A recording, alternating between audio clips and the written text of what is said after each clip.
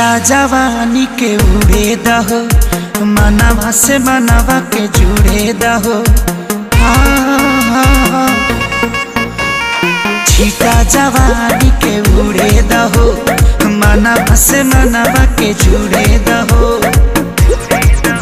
आज सुते दरिया तान के तान के तान के टूट जाए राजा जी, टूट जाए राजा जी पलंग सागवान के, टूट जाए राजा जी पलंग सागवान के।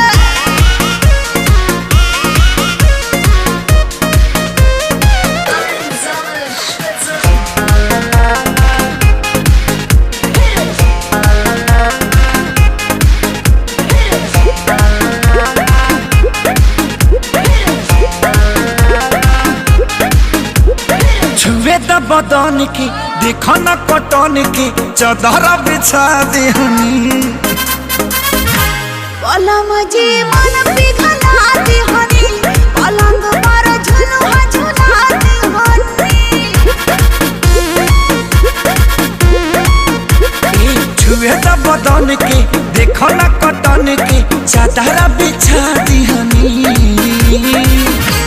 पलम जी मन पिघला देहनी, पलंग पर झुलुआ झुला देहनी। बड़ी यार बात बेड अब फान के फान के फान के। टूट जाए राजा जी, टूट जाए राजा जी पलंग सागवान के, टूट जाए राजा जी पलंग सागवान के।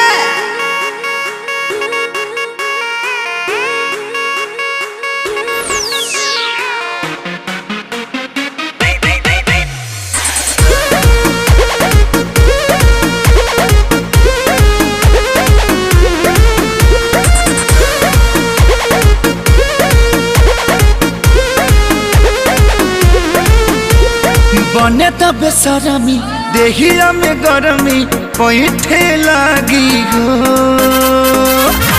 कमरिया ऐठे लागी हो, नस नस बैठे लागी हो।